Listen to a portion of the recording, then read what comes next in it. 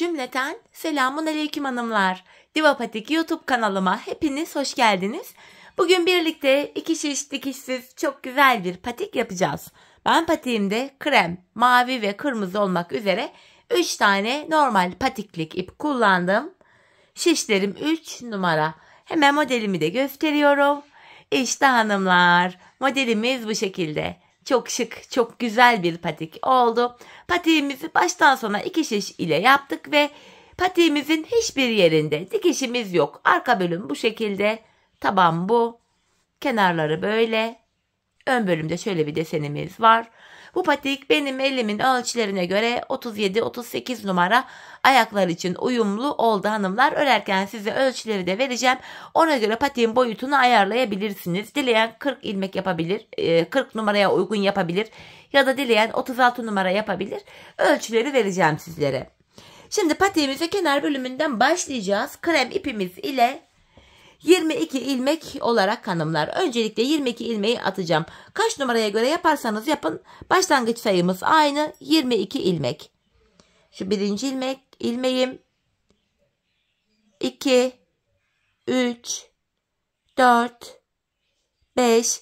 Bu şekilde 22 ilmeğimizi atalım gelelim.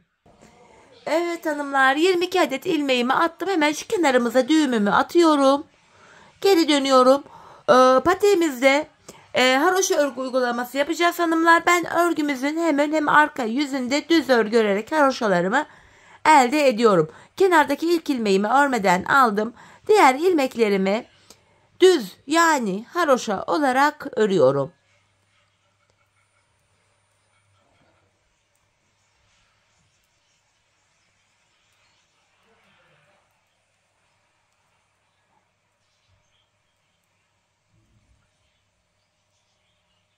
Sonuncu ilmeğimi de ördüm. Şimdi geri dönüyorum hanımlar. Ön yüzdeyiz. Ön yüzde olduğumuzu şöyle kabul ediyorum. Şu başlangıç ipimiz eğer ki sol taraftaysa ön yüzdeyiz demektir. Patiğimizin şu bölümündeki mavili desenlerimizi de bu aşamada yapacağız. Öncelikle hemen şöyle mavi ipimi hazırlıyorum. Bu aşamada hanımlar şöyle kenar ilmeğinden sonra ilk 16 ilmeğimi krem ile öreceğim. Hem mavimizi hem de kırmızımızı hazırlayacağız hanımlar. Kırmızı ipimi de koydum yanıma. Yani 22 ilmeğimiz vardı. Son 6 ilmek kalana kadar örüyorum ilmeklerimi. Bu şekilde 3, 6 bakın. 3, 6 ilmeğimiz kaldı. Yani burada 16 ilmeğimi ördüm. Bu sıramızda hanımlar son 6 ilmeğimi bakın şu kenarda kırmızı ipim ile öreceğim. Hemen şöyle kırmızımı ekliyorum. 6 ilmek buraya kırmızı ile öreceğim. Hemen ilk ilmeğimi ördükten sonra kırmızımın ucunu burada kremime düğümleyeceğim. Şöyle 2 tane düğüm attım. Patiğimiz sökülmesin diye. Kalan 6 ilmeğimi bu şekilde kırmızı ipim ile örüyorum. Sizler dilediğiniz renkleri kullanabilirsiniz. Sonuncu ilmeğimi de ördüm. Geri dönüyorum, arka yüzdeyim. Patiğimizin arka yüzünde yine haroşa örgü yapacağız. Kenar ilmeğini örmeden alıyorum. Kırmızı ilmeklerimi kırmızı ipim ile haroşa örüyorum. Arka yüzde renk geçişi yaparken bakın kırmızımı arkada bıraktım. Şöyle çaprazlamasına kremimi aldım. Kalan ilmeklerimi krem ipim ile örüyorum. Bu ilk kenarımızı bu şekilde bu sırada oluşturdum. İlmeklerin tamamını öreceğim sıra sonuna kadar. Bu şekilde sonuncu ilmeğimi de ördüm. Şimdi tekrar geri dönüyorum hanımlar. Ön yüzdeyiz. Şimdi mavimizi ekleyeceğiz. Kenar ilmeğini aldıktan sonra ikinci ilmeğimi krem ipim ile ördüm. Hemen 2 ilmekten sonra mavimi ekliyorum buraya. Bir tane mavi ördüm. Mavi ipimin ucunu da hemen düğümleyeceğim. Aynı iplerle patiğimiz bitene kadar devam edeceğiz artık. İp kesme, ekleme yok. Bir tane maviyi ördüm. Devamında şöyle ilerleyecek. 2 ilmek krem örüyorum. Bir tane mavi. 2 tane krem örüyorum. Bir tane mavi. 2 ilmek krem. Şu ikinci kremim. Bir tane mavi. 2 tane krem. Bir tane mavi. Hemen şuradaki bir tane krem ilmeğimi krem ile ördüm. Bu kırmızı ilmeklerimiz hep kırmızı örülecek hanımlar. Kenarda 6 ilmek kırmızı haroşamız var. Şöyle kırmızı ipimi aldım. Son 6 ilmeğimi kırmızı ipim ile ördüm. Geri dönüyorum. Arka yüzdeyiz. Arka yüzde de hanımlar ilmeklerimizi gördüğümüz renklerle haroşa örüyoruz. Hemen şurada ipim karışmış. İpimi açıyorum. Kenar ilmeğinden sonra 2, 3, 4, 5, 6 ilmeğimi kırmızı ile ördüm. Kırmızımı arka yüzde bıraktım. Şöyle kremimi alıyorum. Yanındaki bir kremi krem ile ördüm. Bakın, mavi ilmeklerimi mavi ipim ile örüyorum. Krem ilmeklerimi de krem ipim ile örüyorum. Burada ip boylarını kısa tutarsanız hanımlar, ipleri çekince ipler açılacaktır. Bunu da yapabilirsiniz. İp boylarını kısa tutun, renkli ipleri. Kremlerimi krem ipim ile örüyorum. Mavi ilmeklerimi de mavi ipim ile sıra sonuna kadar bu şekilde ilmeklerimizi gördüğümüz renklerle örüyorum. 2 kremimi krem ile ördüm. Hemen yanındaki bir mavi ilmeğimi mavi ile örüyorum. Hemen şurada iplerim dakika bir gol bir hemen karıştı. Şöyle iplerimi bir açıyorum. Tekrardan burada 2 tane krem ilmeğim var. Kremlerimi krem ile örüyorum. Hemen yanındaki bir mavi ilmeğimi mavi ile. Tekrardan 2 tane kremim var. Krem ile örüyorum. Bakın burada bir mavim var. Mavi ilmeğimi mavi ile örüyorum. Kalan 2 ilmeğimi de krem ipim ile ördüm. İlk mavi desenimizi hanımlar böylece tamamladık. Bakın şöyle burada 5 tane mavi desenimiz oldu. 1, 2, 3, 4, 5. Şimdi bu mavi desenlerimizin arasına bir diş krem haroşamızı örüyoruz hanımlar. Ondan sonra diğer mavi desenimizi kuracağız. Şimdi kenar ilmeğini aldıktan sonra kırmızı ilmeğime kadar olan ilmeklerimi krem ipim ile örüyorum. Yani 16 krem, 6 kırmızı olacak şekilde ilmekleri örüyoruz. Tekrardan kırmızımı aldım. Kalan 6 ilmeğimi kırmızı ipim ile örüyorum. Geri döndüm, arka yüzdeyim. Yine arka yüzde ilmeklerimizi gördüğümüz renklerle örüyoruz. Kırmızı ilmeklerimi kırmızı ile. Bakın kırmızımı arkada bıraktım. Şöyle çaprazlamasına kremimi aldım. Kalan ilmeklerimi de krem ipim ile örüyorum. Bu mavi desenlerimizin arasına krem ile bir diş haroşa örüyoruz. Sonra tekrar aynı deseni yapıyoruz. Sonuncu ilmeğimi de ördüm. Tekrar geri dönüyorum, ön yüzdeyim. Şimdi ikinci mavi desenimizi yapacağız hanımlar. İkinci mavi desen örülecek. Kenar ilmeğini aldıktan sonra ikinci ilmeğimi de krem ile ördüm. İlk deseni nasıl yaptıysak ikinciyi de aynı yapıyoruz. Bir ilmek mavi örüyorum. 2 krem. Bir mavi. 2 krem. Bir mavi örüyorum. 2 krem. Bir mavi. 2 krem. Bir mavi. Yanında bir krem kaldı. Ördüm. Şöyle çaprazlamasını bu aşamada kırmızımı alıyorum. Kalan ilmeklerimi de kırmızı ile örüyorum. Patiğimiz bu şekilde hanımlar. İkinci mavili desenimizi de kurduk.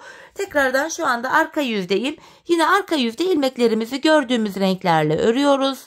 Kırmızı ilmeklerimi kırmızı ipim ile örüyorum. Bakın kırmızıyı arkada bıraktım. Kremimi aldım.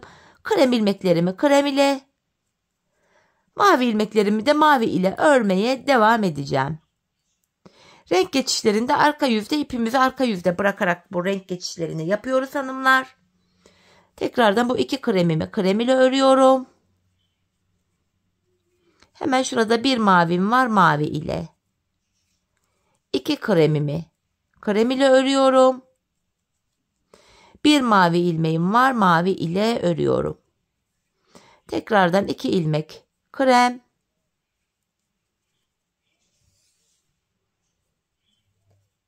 Bir tane mavi. Yine 2 tane krem. Bir tane mavi.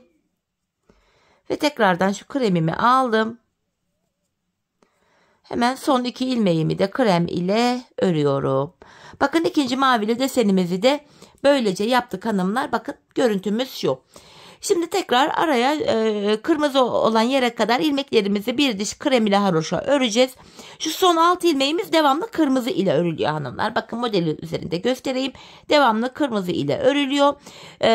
Bu yan tarafı da dediğim gibi böyle bir sıra mavili model kurarken bir diğer sırada ilmeklerimizi krem ipimiz ile haroşa örüyoruz. Buraya da saydığımız anda 2 tane mavili desenimizden oldu. Ben bu patiğimin şu kenarına toplamda 11 tane mavili desen yaptım. 1, 2, 3, 4, 5, 6, 7, 8, 9, 10, 11. Benim ölçüme göre bu tam oldu. Şimdi hanımlar ben buraya 11 tane mavi desenimden yapacağım. Geleceğim. Sonrasında buluşalım çünkü sizlere mezura ile ölçüyü vereceğim. Patiğinizi büyük mü yapmak istiyorsunuz, küçük mü yapmak istiyorsunuz? Ona göre buradaki desen sayısını kendinize göre belirleyebilirsiniz. Şimdi hemen hanımlar ben bu bölümü tamamlayıp geliyorum. Evet hanımlar patiğimin bu bölümünü tamamladım. Geldim buraya 11 tane mavi desenden yaptım. 1, 2, 3, 4, 5, 6, 7, 8, 9, 10, 11. En son mavi desenden sonra bir diş haroşa ördüm krem ipim ile. Şimdi sizlere mezura ile ölçüyü vereceğim. Şöyle boyunu ölçelim. Bakın başlangıç yerinde mezuramı sıfırlayarak boyunu ölçüyorum. 10,5 santim. En olarak da ölçüyorum. Patiğimizin eni de 8 santim. Ben burayı 10,5 santim yaptım hanımlar. 40 numara 39 40 numara yapmak isteyenler 11,5 santim yapabilir. Yani 1 santim fazla yapabilir. Buna göre birkaç sıra daha örmeniz gerekecektir. 36 numara yapmak istiyorum diyenler de 9,5 santim olarak yapabilirler. Şimdi patiğimizin şu bölümünü yapacağız. Ön bölümüne oval görüntü verebilmek için. Burada da yapacağımız işlem şöyle. Bu sırada mavi ve kırmızıyı kullanmayacağız. Sadece krem ipimiz ile yapacağız. Kenar ilmeğinden sonra 2, 3, 4 ilmek örüyorum. Geri dönüyorum. Yine ilk ilmeğimi örerek başladım. Arka yüzde 4 ilmeğimi haroşa ördüm. Tekrar ön yüzdeyiz. Her sırada ikişer ikişer ilmek artırarak gideceğiz. Şimdi 6 ilmek öreceğim. Kenar ilmeği 1, 2, 3, 4, 5, 6. Geri dönüyorum. İlk ilmeğimi örerek başladım. Yine arka yüzde diğer ilmeklerimi haroşa örüyorum. Tekrar geri döndüm. Ön yüzdeyim. Bu defa da 8 ilmek öreceğiz. Kenar ilmeğim 1, 2, 3, 4, 5, 6, 7, 8. Geri dönüyorum. Arka yüzde 8 ilmeğimi haroşa örüyorum. Tekrar ön yüzdeyiz. Şimdi de 10 ilmek öreceğiz. İlmek sayısı ikişer ikişer artarak gidiyor. Kenar ilmeği 1, 2, 3, 4, 5, 6, 7, 8, 9, 10 ilmeğimi ördüm geri dönüyorum. Yine arka yüzdeyim. Arka yüzde yine ilmeklerimi haroşa olarak örüyorum hanımlar. Tekrar geri döndüm ön yüzdeyim. Şimdi de 12 ilmek öreceğiz. Şu kenar ilmeğim 1, 2, 3, 4, 5, 6, 7, 8, 9, 10, 11, 12. Geri dönüyorum. Yine arka yüzde ilk ilmeğimi örerek başladım. İlmeklerin tamamını yine haroşa örüyoruz. Ön bölüme oval bir görüntü oluşturuyoruz bu şekilde. Geri döndük tekrar ön yüzdeyiz. Şimdi de hanımlar 14 ilmek öreceğiz geri döneceğiz. Kenar ilmeğim 1, 2, 3, 4, 5, 6, 7, 8, 9, 10, 11, 12, 13, 14 ilmeğimi ördüm geri dönüyorum. Yine ilk ilmeğimi örerek başladım. Diğer ilmeklerimi de haroşa örüyorum. 4 ilmek ile başladık. 6, 8, 10, 12, 14 olana kadar yaptık şu ana kadar. Tekrar geri dönüyorum. Ön yüzdeyim. Şimdi de 16 ilmek örüp döneceğim. Yani şu kırmızılıya kadar, kırmızı 6 ilmeğe kadar olan 16 ilmeğimi öreceğim. Ardından geri döneceğim. Kırmızıları örmeyeceğim. Örüyorum ilmeklerimi. Sonuncu ilmeğimi de ördüm. Geri dönüyorum. İlk ilmeğimi örerek başladım. Yine diğer ilmeklerimi haroşa örüyorum. 4 ilmek ile başladık. 16 ilmek olana kadar ördük. İkişer ikişer her sırada ilmek sayılarını artırdık. Kırmızılı bölüme kadar geldik. Şimdi ilmekleri eksilte eksilte geleceğiz. İkişer ikişer artırmıştık. İkişer ikişer eksilterek geleceğiz. En son 16 ilmek örmüştük. Şimdi 14 ilmek örüp dönüyoruz. Kenar ilmeğim 1, 2, 3, 4, 5, 6, 7, 8, 9, 10, 11, 12, 13, 14. Geri dönüyorum. Bakın 2 tane kremi örmedim, bıraktım. Arka yüzde ilmeklerimi haroşa örüyorum.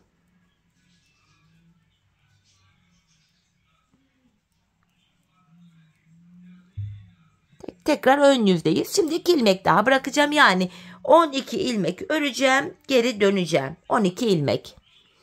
Şu kenar ilmeğim 1, 2, 3, 4, 5, 6, 7, 8, 9, 10, 11, 12. Geri dönüyorum. Bir 2 ilmek daha bırakmış olduk.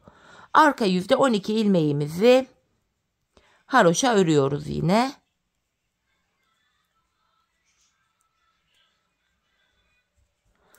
Tekrar geri döndüm. Ön yüzdeyim. Şimdi de 10 ilmek örüp geri döneceğiz. 2 ilmek daha eksiliyor. 2, 3, 4, 5, 6, 7, 8, 9, 10 ilmeğimi ördüm. Geri dönüyorum. Arka yüzde yine ilmeklerimiz haroşa örülüyor.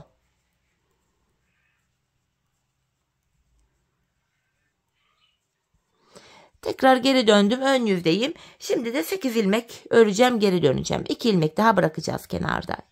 2, 3, 4, 5, 6, 7, 8. Dönüyorum. Yine arka yüzde ilk ilmeğimi örerek başladım.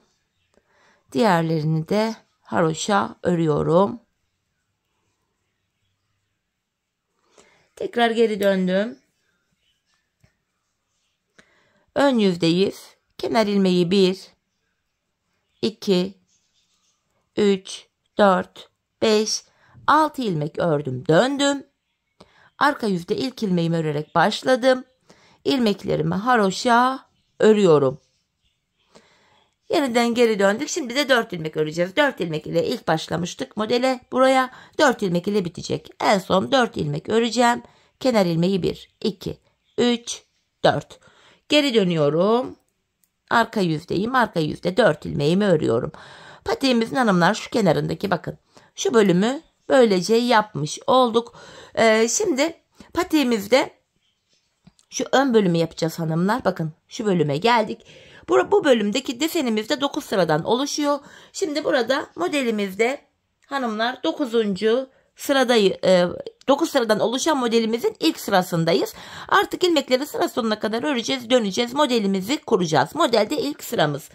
14 krem örerek başlıyorum. Kenar ilmeğim 1, 2, 3, 4, 5, 6, 7, 8, 9, 10, 11, 12, 13, 14 krem ördüm. Şöyle çaprazlamasına kırmızımı alıyorum. 8 ilmek kırmızı. 2, 3, 4, 5, 6, 7 ve 8. Kalan ilmekleri de kırmızı ile böyle ördüm. Modelimizin ön yüzde ilk sırası bu şekildeydi. Şimdi geri dönüyorum, arka yüzdeyim. Yine hanımlar arka yüzde ilmeklerimizi gördüğümüz renklerle haroşa örüyoruz. Model kurulumu sadece ön yüzde yapılıyor. Modelimizin arka yüzde birinci sırasını örüyoruz. Ön yüzde ve arka yüzde ilmekleri örünce modelin bir sırası yapılmış oluyor. Krem ilmeklerimi de gördüğünüz üzere krem ipim ile örüyorum. Evet, şimdi geri döndük hanımlar. Modelde tekrar ön yüzde ve ikinci sıradayız. Bu sıramızda 12 ilmek krem örüyorum. Şu kenar ilmeğim 1, 2, 3, 4, 5, 6, 7, 8, 9, 10, 11, 12. Tekrar şöyle çaprazlamasına kırmızımı aldım. 2 kırmızı kremimi alıyorum. 2 krem. Tekrar kırmızımı aldım. Kalan 6 ilmeğimi kırmızı ipim ile örüyorum. Bu şekilde. modelin ön yüzde ilk sırasını yaptık. Yine arka yüzde hanımlar ilmeklerimizi gördüğümüz gibi örüyoruz. Artık bu modelin devamında arka yüzü göstermeyeceğim. Videoyu keseceğim.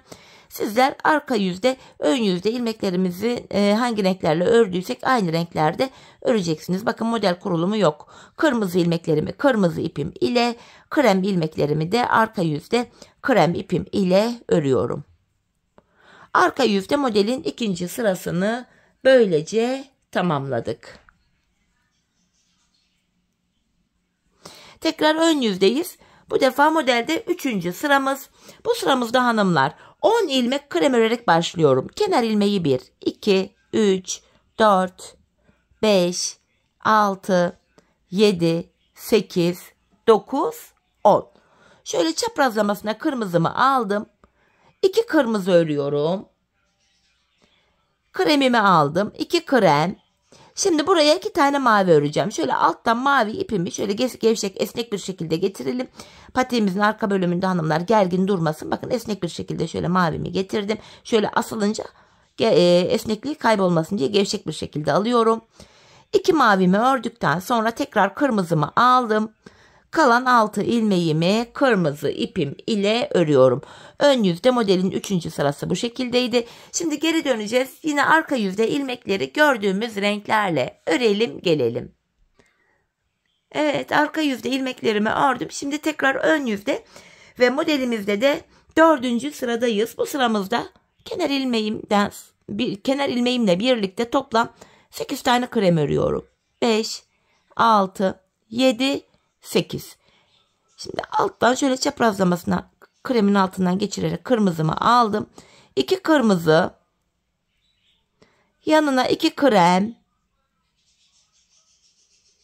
ardından 2 ilmek mavi öreceğim. Şöyle maviyi de yine iplerimizi çaprazlamasına alalım. Kenarlarda delik görüntümüz oluşmasın diye şöyle çaprazlamasına mavimi aldım. 2 mavi örüyorum. Bu şekilde ve kırmızımı aldım. Kalan 8 ilmeğimi kırmızı ipim ile örüyorum.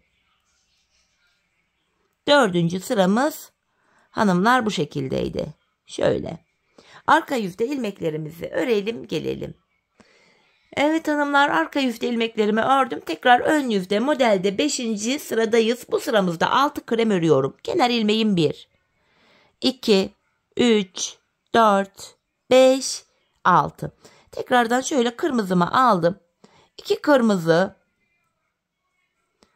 yanına 2 tane krem,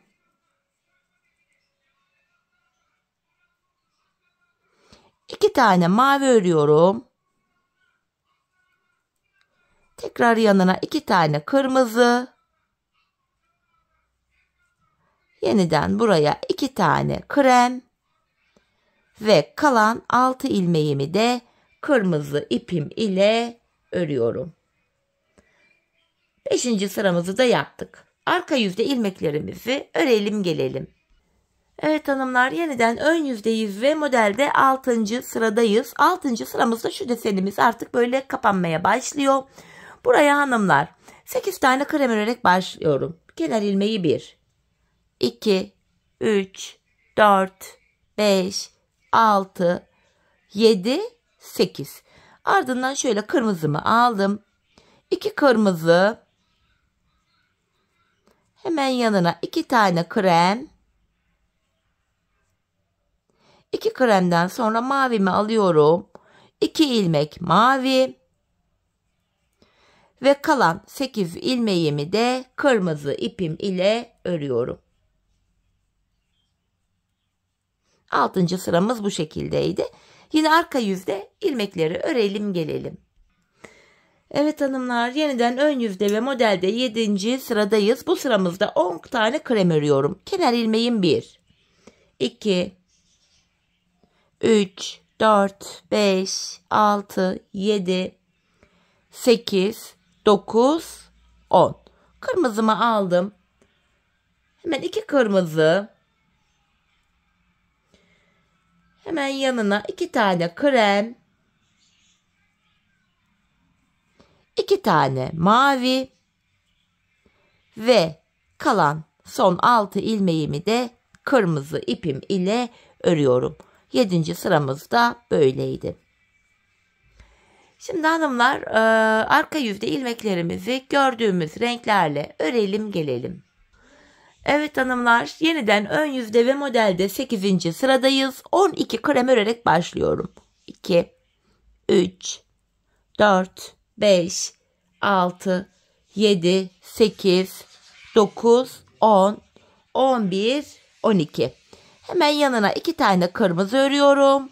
2 kırmızı. Ardından 2 tane krem öreceğim.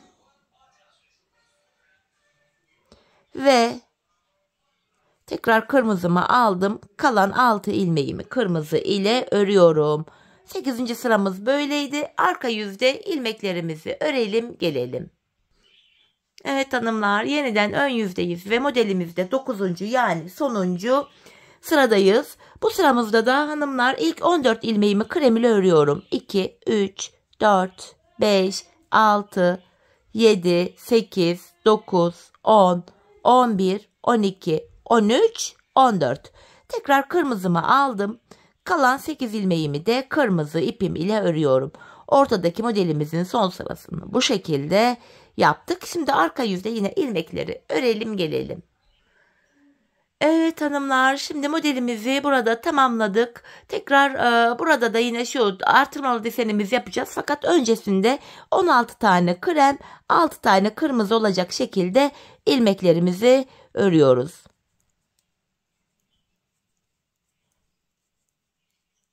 Şuraya kadar 14 kremdi. Şu 15, şu da 16. Kırmızımı alıyorum. Kalan 6 ilmeğimi de kırmızı ile örüyorum. Şimdi yine arka yüzde ilmekleri örelim gelelim. Evet hanımlar, arka yüzde ilmeklerimi ördüm. Şimdi patiğimizin şu bölümüne yaptığımız desenin aynısını diğer tarafa yapacağız. Bakın şunun aynısı diğer tarafa yapılacak. Yani yapacağımız işlem şu. Bu ilk modelde ne yapmıştık? 4 ilmek örüp dönmüştük. Bakın 4 ilmeğimi ördüm, dönüyorum. Arka yüzde yine ilmekleri haroşa örüyorum. Bir sonraki sırada 6 ilmek örüp döneceğiz. 8 örüp döneceğiz. 10, 12, 14, 16. Yani şu kırmızıya kadar ilmekleri ikişer ikişer artırarak öreceğiz, döneceğiz. Sonrasında da ikişer ikişer azaltarak gidiyorduk. 14, 12, 10, 8, 6, 4. Buraya kadar. Yani şurada yaptığımız işlemin aynısını yine buraya da hanımlar yapalım, gelelim, ardından buluşalım. Evet hanımlar, bu bölüme de yine aynı şekilde modelimi yaptım geldim. En son 4 ilmek ördüm, geri döndüm. Hemen patiğimizin şu diğer kenarındaki mavili desenimize başlayacağız. Bu kenarı nasıl yaptıysak burası da aynı şekilde aynı sayılarla yapılacak. Öncelikle kenar ilmeğin bir, yanına bir ilmek daha ördüm, 2 krem. Sonrasında şöyle alttan mavi ipimi alıyorum, yine şöyle çaprazlamasına kremin altından geçirerek gevşek bir şekilde alalım. Bir mavi, 2 krem olacak şekilde ilmekleri öreceğiz. Şöyle esneterek arkadan maviyi bırakalım ki. Bir mavi, 2 krem. Bir ilmek mavi, 2 tane krem. Bu şekilde ilmeklerimizi örüyoruz. Bir mavi, 2 krem. Bir mavi, 2 krem. Bir mavi, buradaki bir kremi yine krem ile ördük. Şu kenardaki 6 ilmeğimizi de yine kırmızı ipimiz ile örüyoruz. Bu şekilde modeli başlattık hanımlar. Şöyle yine arka yüzde ilmeklerimizi gördüğümüz renklerle öreceğiz. Yine model aralarında bu kenarda olduğu gibi bir sıra krem haroşa yapacağız, bir diş. Ben buraya hanımlar 11 tane mavili model yapmıştım. Buraya da yine aynı şekilde 11 tane mavili modelimi yapacağım.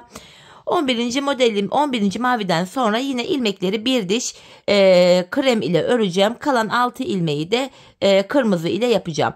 Bu şekilde patiğimizin hanımlar bu kenarına ne kadar sayıda model yaptıysak bu diğer kenarında aynı sayıda yapalım, gelelim, ardından buluşalım. Evet hanımlar, patiğimin şu kenarında tamamladım, geldim. Yine buraya da 1, 2, 3, 4, 5, 6, 7, 8, 9, 10. 11 tane modelimi yaptım. 11. maviden sonra da bir diş haroşamı krem ile ördüm. Ardından hanımlar şimdi buraya ilmeklerimizin tamamını krem ile öreceğiz. Tamamı krem ile örülüyor. Kırmızıyı da keseceğiz artık. Kırmızıya kadar geldim. Artık kırmızı da kullanmayacağız. Şöyle kırmızı ipimi de kesiyorum. Hemen şu ipimin ucunu da düğümleyeceğim buraya. Patik sökülmesin diye. Maviyi de kestim hanımlar, arkaya böyle ucunu düğümledim. Şöyle kalan ilmeklerimizi de yine krem ipim ile örüyorum. Ön yüzde ilmekleri ördük. Geri dönüyorum, arka yüzdeyim. Kenar ilmeğinden sonra yine arka yüzde de ilmeklerimizi yine sıra sonuna kadar haroşa örelim gelelim. Evet hanımlar, ilmeklerimi ördüm. Şimdi tekrar ön yüzdeyiz. Artık ilmeklerimizi kesiyoruz. İkişer ikişer toplayarak kesme işlemini yapıyorum. Bu şekilde biraz gevşek bir esnek bir kesim yapalım. Patiğimizin bu arka bölümünü örerken bu kesim yaptığımız ilmek yerlerinden V şeklinde görünen ilmek yerlerinden ilmekler çıkaracağız. İlmeklerimizi rahat çıkartabilelim diye gevşek esnek bir kesim yapmamızda fayda var. İlmeklerin hepsini böyle kesiyorum.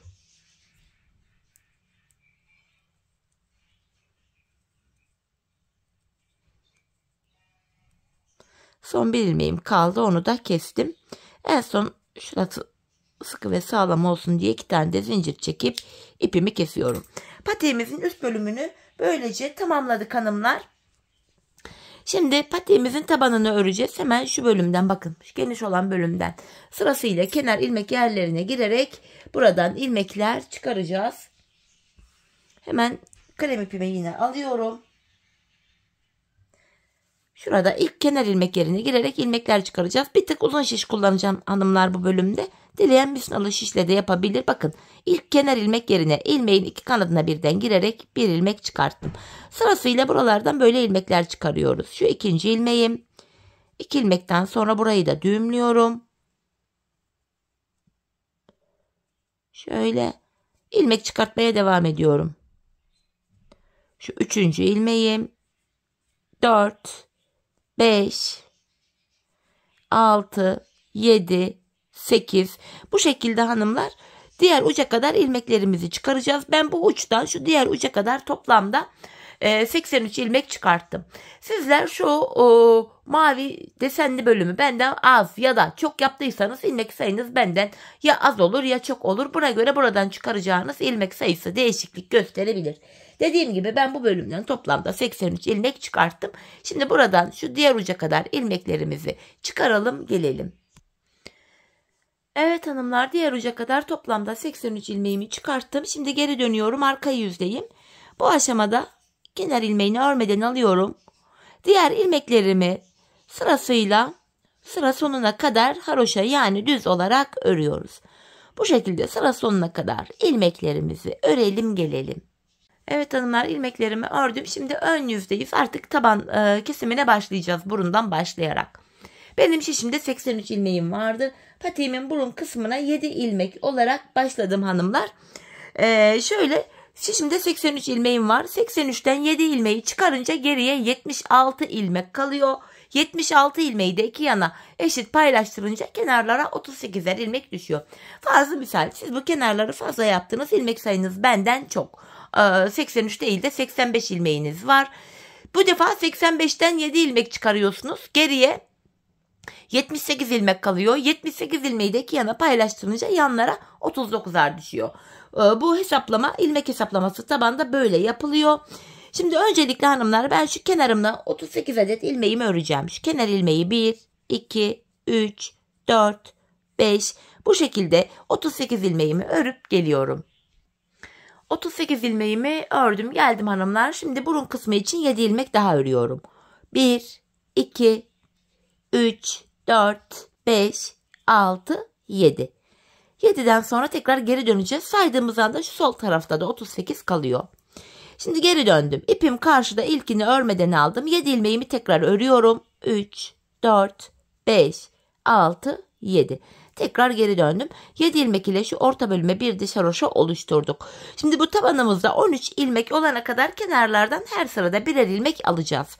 Yine ipim karşıda, ilkini örmeden aldım. Öncelikle 7 ilmeğimi örüyorum. 5, 6, 7. Hemen şu kenardan bir ilmek örerek ortaya ekledim. Ortada 8 oldu. Geri dönüyorum. İpim karşıda, ilk ilmeği örmeden aldım. Şimdi de 8 ilmeğimi öreceğim. 4, 5, 6, 7, 8. Bir ilmek de şu kenardan alarak ortaya ekledim. 9 etti. Tekrar geri döndüm. Yine ip karşıda, ilk ilmeği örmeden aldım. Şimdi 9 ilmeğimi örüyorum. 5, 6, 7, 8, 9. Bir ilmek de kenardan alarak ördüm. 10. Tekrar geri dönüyorum. Yine ipim karşıda, ilk ilmeği örmeden aldım. 10 ilmeğimi örüyorum. 5, 6, 7, 8, 9, 10. Bir ilmek de şu kenardan alarak ördüm. 11. Ortada 11 ilmek oldu hanımlar. Şimdi tekrar ipim karşıda ve ilk ilmeğimi örmeden aldım. 11 ilmeğimi öreceğim öncelikle. 3, 6, 7, 8, 9, 10, 11. Bir ilmek de kenardan ekledim. 12 oldu. Tekrar geri döndüm. İpim karşıda, yine ilk ilmeği örmeden aldım. 12 ilmeğimi öreceğim. 5, 6, 7, 8, 9, 10, 11, 12 ve bir ilmek de kenardan örerek ekledim. 13 ilmeğim oldu. Tekrar geri dönüyoruz. Artık 13 ilmek üzerinden kesimlerimizi yapacağız hanımlar. Yapacağımız işlem şu. Tabanda 13 ilmeğim vardı. 12'sini öreceğim. 13. de kesimimi yapacağım. Yine ipimiz karşıda olacak ve ilk ilmeği örmeden alıyoruz. Sayarak gidiyorum. 2, 3, 4, 5, 6, 7, 8, 9, 10, 11, 12. 13. ilmekte yanındaki ilmeği de alıyorum. İkisini keserek örüyorum. Şimdi geri dönüyoruz hanımlar. Aynı işlemi yapacağız. Yine ipimiz karşıda ve ilk ilmeği örmeden aldık. 12 ilmeğimi öreceğim. 4 oldu. 5, 6, 7, 8, 9, 10, 11, 12 ve 13. ilmekte yanındakini de alıyorum. Birlikte keserek örüyorum. Taban 13 ilmek üzerinden böyle devam edecek. Her seferinde ilmek saymaya gerek yok. Bakın taban ile kenar arasında bir boşluk görüntü var. Tabanda son bir kalana kadar öreceğiz. Sonuncu ilmekte kesimimizi yapacağız hanımlar. Öncelikle bakın saymadan gidiyorum. İpim karşıda, ilk ilmeği örmeden aldım. Tabanımda son bir ilmeğim kalana kadar örüyorum. Son bir ilmek kalana kadar. Bakın şu sonuncu ilmeğim. Bunu örerken yandan da bir ilmek alıp ikisini kestim. Geri dönüyorum hanımlar. Yine ipim karşıda, ilk ilmeği örmeden aldım. Bakın taban ile kenar arasında bir boşluk var. Yine tabanımda son bir kalana kadar öreceğim. Sonuncu ilmekte yine kesimimi yapacağım. Bakın sonuncu ilmeğim kaldı. Bunu örerken yanındakini de alıyorum. İkisini keserek örüyorum. Tabanımız hanımlar 13 ilmek üzerinden bu şekilde örülecek. Bakın burun kısmında oval bir görüntümüz de oluştu. Hanımlar biz bu kesme işlemine bu sağ ve sol tarafta son 3'er ilmek kalana kadar devam edeceğiz. Sağ ve sol şişte. Şimdi hep birlikte patiğimizin tabanını kenarlarda 3'er ilmek kalana kadar keselim gelelim. Evet hanımlar, yanlarda 3'er ilmeğim kalana kadar patiğimin tabanını ördüm geldim. Şimdi yine kesimler yapacağız hanımlar. İlk ipim karşıda, ilk ilmeği örmeden aldım. Yine tabanımda son bir kalana kadar öreceğim. Bakın son bir kaldı. Bunu örerken yandan da bir ilmek aldım. İkisini kesiyorum. Bakın şurada 2 ilmek kaldı. Ardından geri döndüm. Yine ipim karşıda, ilk ilmeği örmeden aldım. İkinciyi örüyorum. Ardından şu öndeki 2 ilmeği birlikte keserek ördüm. Burada bir kesim yaptık. Şimdi şu tabanda son 4 kalana kadar öreceğim. Hemen buradaki 2 ilmeği de yine kesiyorum. Yanındaki bir ilmeği düz ördüm. Sonuncu ilmeği örerken yandan da bir ilmek alıp ikisini kesiyorum. Kesimleri yaptık. Şimdi tekrar geri dönüyorum hanımlar. Yine ilk ilmeği örmeden aldım. Tabanda son bir ilmeğim kalana kadar öreceğim. Yine sonuncu ilmekte yanındakini de alıyorum. İkisini kestim. Geri dönüyorum. Yine ipim karşıda, ilkini örmeden aldım. İkinciyi ördüm. Yine öndeki 2 ilmeği kesiyorum. Tekrar şu tabanda 4 kalana kadar örüyorum. Yine öndeki 2 ilmeğimi kestim hanımlar. Yanındaki bir ilmeği düz ördüm. Sonuncuyu örerken Yanından da bir ilmek alıp ikisini keserek örüyorum. Tekrar geri döndüm. Yine ipim karşıda, ilkini örmeden aldım. Tekrar tabanda son bir kalana kadar öreceğiz. Zaten kenarlarda birer ilmeğimiz kaldı. Bu son 2 ilmeği yine keserek örüyorum. Ardından geri döndüm. Artık kısa şişeye geçeceğim. İlmek sayılarımız azaldı. İpim karşıda, ilkini örmeden aldım. İkinciyi ördüm. Öndeki ikisini keserek örüyorum. Hemen yanındaki bir ilmeği düz ördüm. Bakın burada da son 4 kaldı. Öndeki 2'yi tekrar kesiyorum. Yanındaki bir ilmeği düz ördüm. Ve son 2 ilmeği keserek örüyorum. Şişimizde şu anda 7 ilmek kaldı. Artık bu 7 ilmek ile patiğimizin arkasını öreceğiz hanımlar. Yapacağımız işlem şu. İpimiz karşıda oluyor. İlk ilmeği örmüyoruz. Son 2 ilmek kalana kadar örüyorum. Son 2 ilmeği kestim. 6 ilmek kaldı. Bu aşamada bakın şöyle kenar ilmek yerlerimiz var. Hemen şuradaki ilk kenar ilmek yerine girerek, şuraya girerek, ilmeğin iki kanadına birden girerek şöyle ilmek çıkarıyorum. 7 ilmeğimiz oldu hanımlar, tekrar böylece. Hem patiğimizin arkasını örüyoruz hem de arka bölüm kenarlara ekleniyor. Ardından geri döndüm. İp karşıda, ilk ilmeği örmeden aldım. Yine son 2 ilmeğim kalana kadar örüyorum. Son 2 ilmeğimi kestim. Şu sağ kenardan ilmek çıkartırken geri dönüyorum. Ön yüzde çıkaracağım. Öyle daha çok kolayıma gidiyor. Hemen şuradaki ilk kenar ilmek yerine girerek buradan da ilmeğimi çıkarttım. Patiğimizin arkası böyle örülüyor. Son 2 ilmek kalana kadar örüyoruz. Son 2 ilmeği bu şekilde kesiyoruz ve sıradaki kenar ilmek yerine girerek ilmek çıkarıyoruz. Ardından tekrar geri dönüyoruz hanımlar. Yine son 2 ilmek kalana kadar örüyoruz. Son 2 ilmeğimizi kesiyoruz ve sağ kenarda ön yüzde ilmek çıkarıyordum. Geri döndüm ve hemen sıradaki kenar ilmek yerine girerek ilmeğimi çıkarıyorum. Arka bölüm 7 ilmek ile bu şekilde yapılıyor. Biz bu işlemi hanımlar şuraya ve şuraya gelene kadar, yani son kenar ilmek yerlerine gelene kadar devam edeceğiz.